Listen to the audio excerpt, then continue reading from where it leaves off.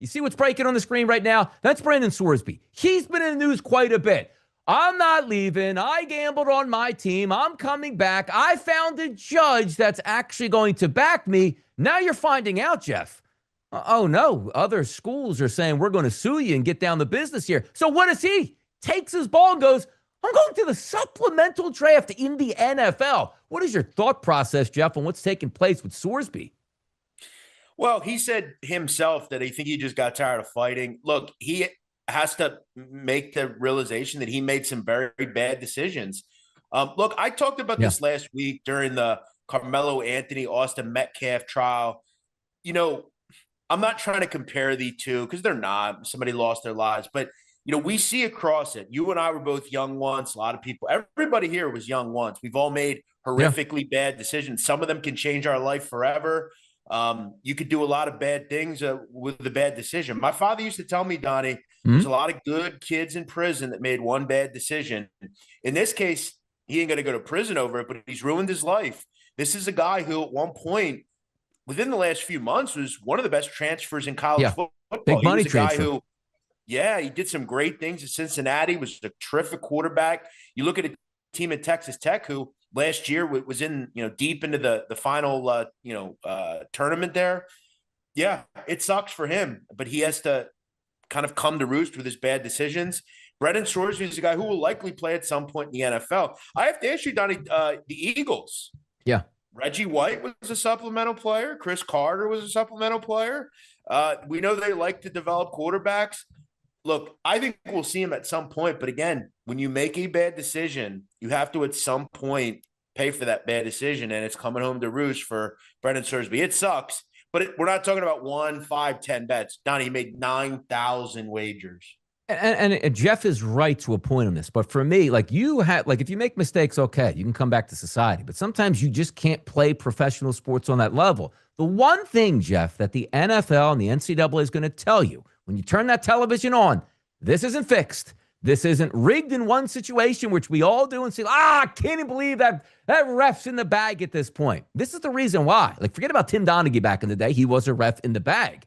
But if you're now talking about a quarterback, Jeff, that was already messing around in the gambling world saying, I'm going to cross that line and bet on my own team, who's to say, Jeff, that he couldn't be, again, just a straight-up degenerate bettor that eventually he gets to, and it certainly puts his team and also the shield of the NFL in a bad situation. Now, also understand this, Jeff.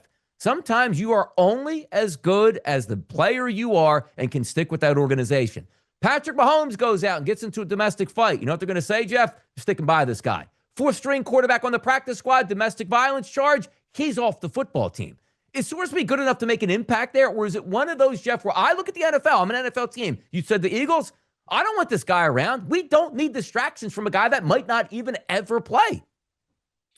Well, I think that's being a bit unfair. I mean, he is still very young at the end of the day. Look, yes, he made bad decisions. I don't think a 22-year-old kid should, it tastes like this. He's very young. I don't think he should have to live with that decision forever.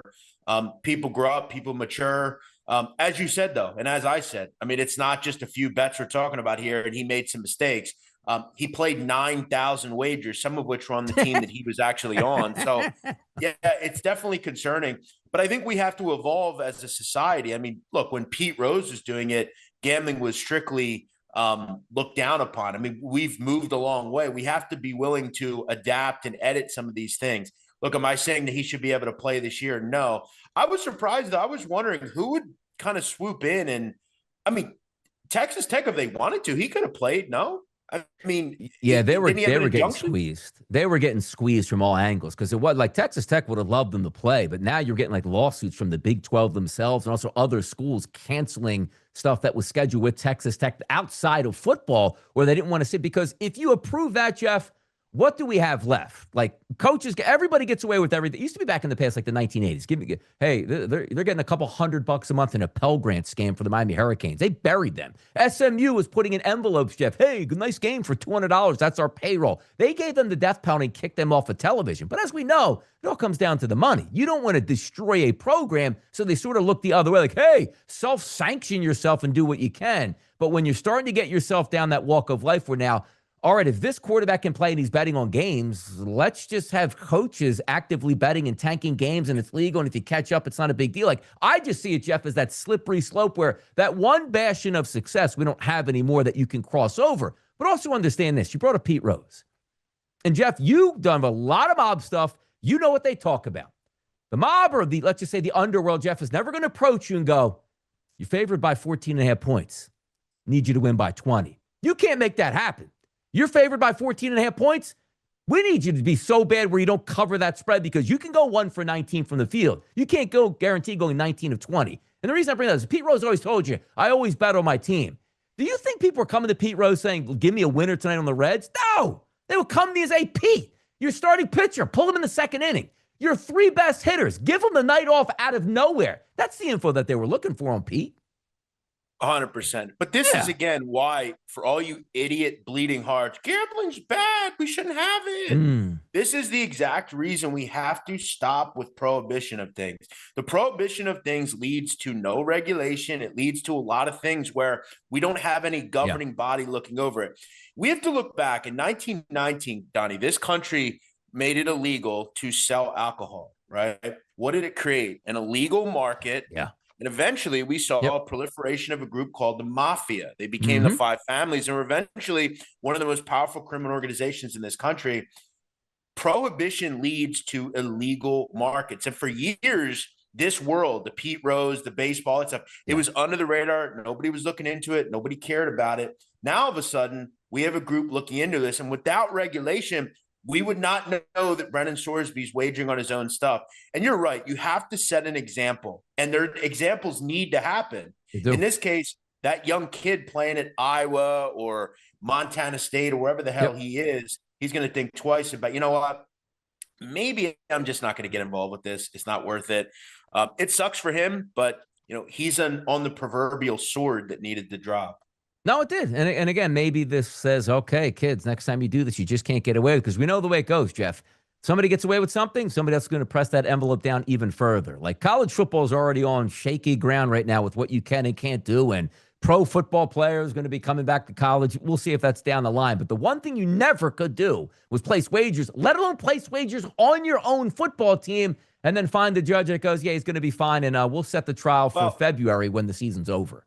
Donnie, I hate to tell you, I mean, as you know, we've been on Twitter a long time. Yeah. I could probably get 5 or 6 hands the amount of college athletes that have contacted me about games. Hey, what do you like in baseball today? I look at their account, they're a left fielder for some college baseball team. So, yeah, I mean, this goes on. You can't stamp it out. You're always going to see young kids doing stuff. You just hope that it's not a problem. But 9,000 wagers, that's a lot of wagers, man, in a pretty short amount of time. Yeah. Screenshot, though. Send them out, Jeff. We're going to write a book with who you've talked about in the past. Like, forget about the sit-down that goes on YouTube, Jeff. We need the sit-down the book edition in a couple years to see if that works out. Chat box popping out here. Absolutely love to see it going back and forth here. And again, it's a separate dedicated thing. I can now type myself in the chat box. So we're learning things as we go, Jeff. And also, crossing lines. You're watching on YouTube right now. You might be watching on Twitter, Kick, Rumble, wherever we're at. Show the support, show the love, like, follow, and come along and comment here along this ride. Jeff.